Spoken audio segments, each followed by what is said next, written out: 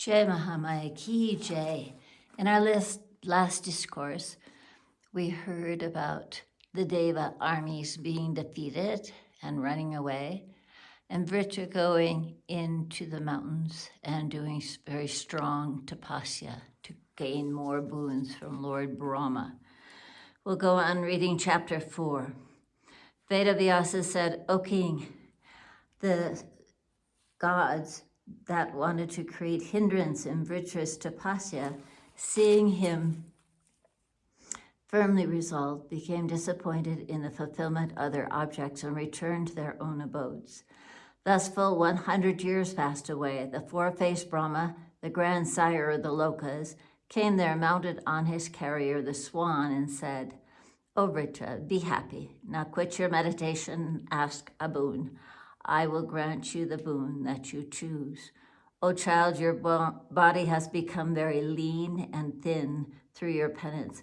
I'm now very pleased to see your very hard tapasya. Welfare be to you. Now ask the boon that you desire.' Hearing thus the clearly distinct nectar-like words of the Creator Brahma, Vritra shed tears of joy and suddenly stood up, and going to him, bowed down gladly before his feet, and with folded hands spoke to him who is desirous to gain his boons in a tremulous voice. 'O Lord, today I have been fortunate to see thee, who art generally seen with great difficulty, and I have acquired thus the post of all the Devas.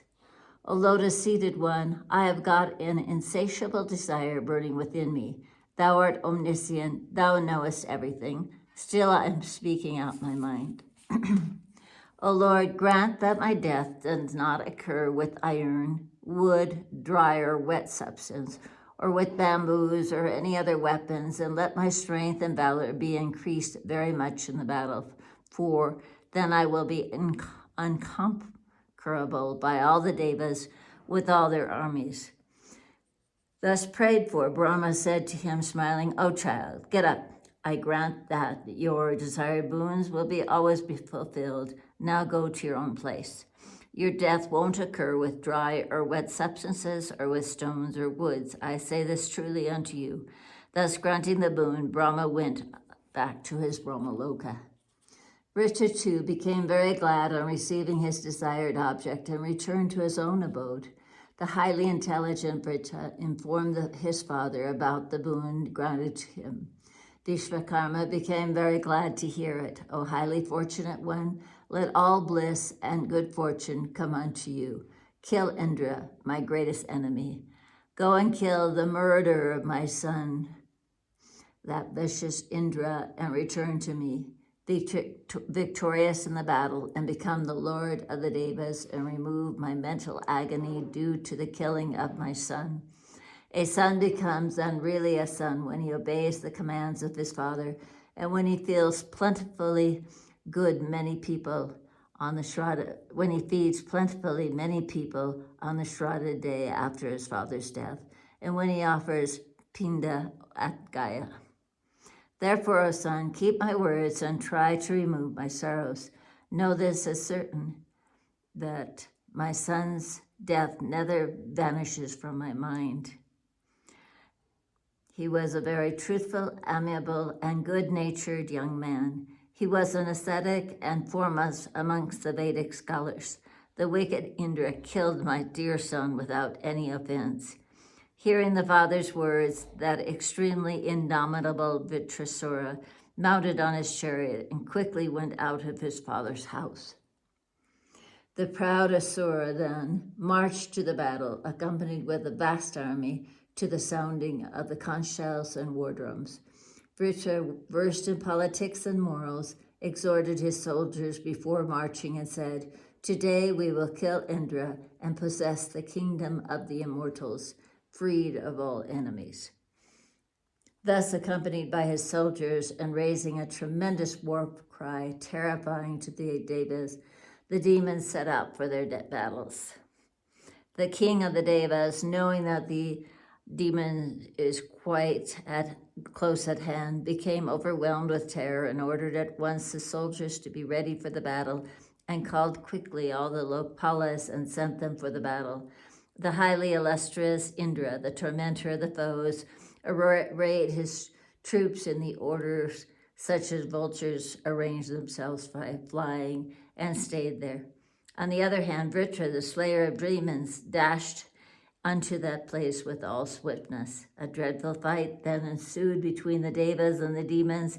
The two parties, desirous to get victory over the others, fought awfully hard.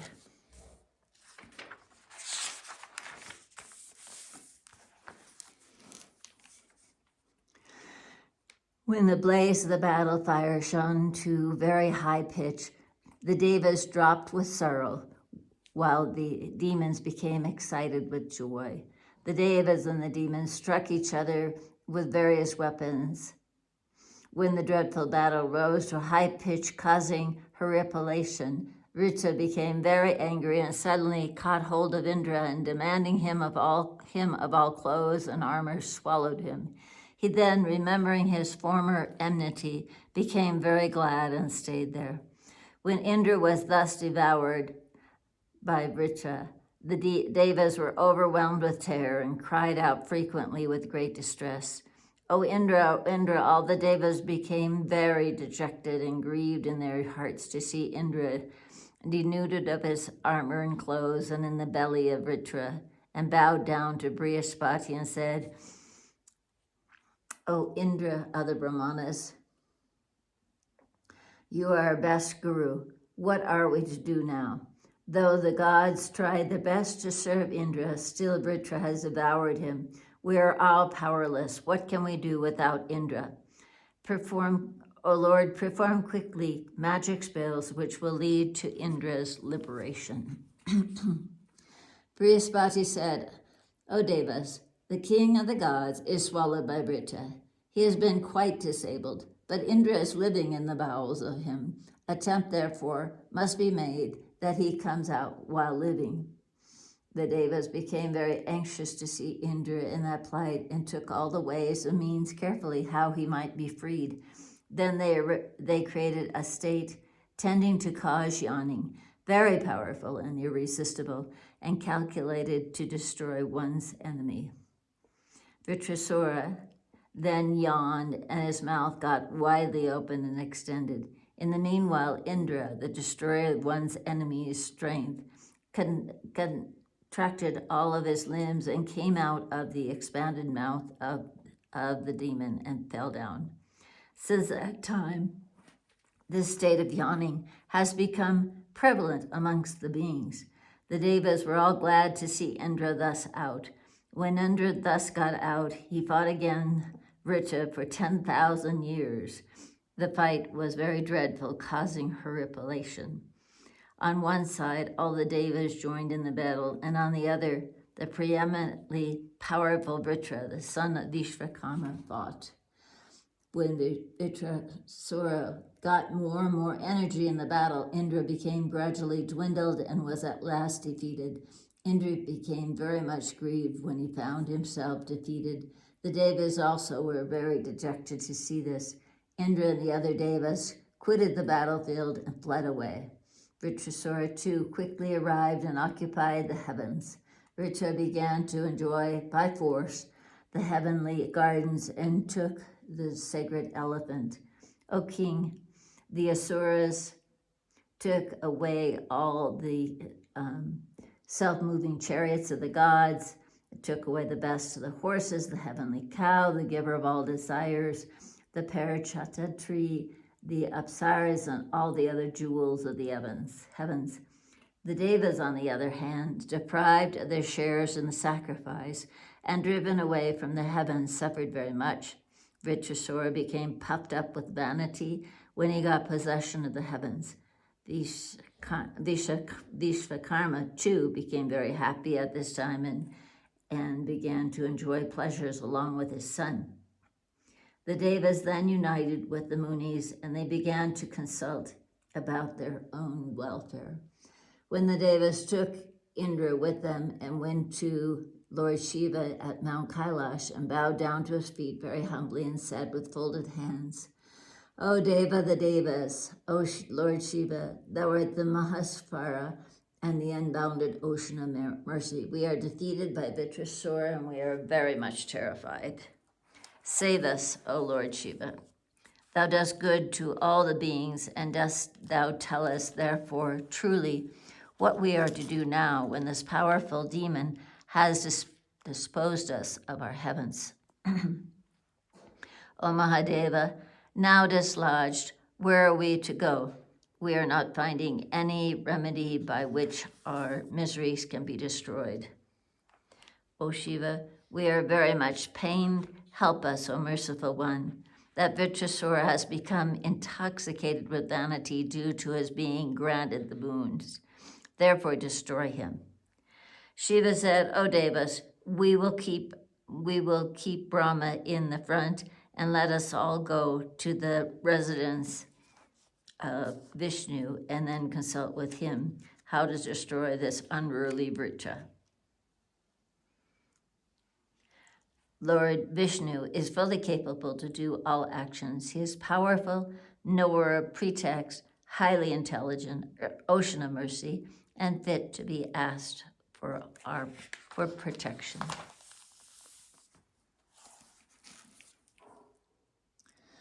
Without him, the Devas, no success is possible in any action. Therefore, all of us ought to go there for the success in our undertaking. Thus settling their plan of action, Indra and the other Devas took Shiva and Brahma with them and went to the abode of Vishnu, who protects all and is gracious to his devotees. They then began to chant hymns to him, and thus they praised the god Vishnu, the guru of the universe. Lord Vishnu, the Lord of Kamala, Lord of Lakshmi, then appeared before them and showing his respect, addressed them thus. O Lord of the several lokas, what have brought you here together with Brahma and Shiva hither? O best of gods, tell me the reason of your coming here. Thus hearing Vishnu's word, the Devas could not reply anything. Rather, almost all of them remained with an anxious look with their hands folded, overwhelmed with cares. Here ends the 4th chapter of the 6th book on the defeat of the Devas by Vritra in the Mahapurana Srimad Devi Bhagavatam, 18,000 verses by Maharishi Veda Vyasa. Jai Mahamaya ki jai, Vishveshvari Mata ki jai, Bole Baba ki jai.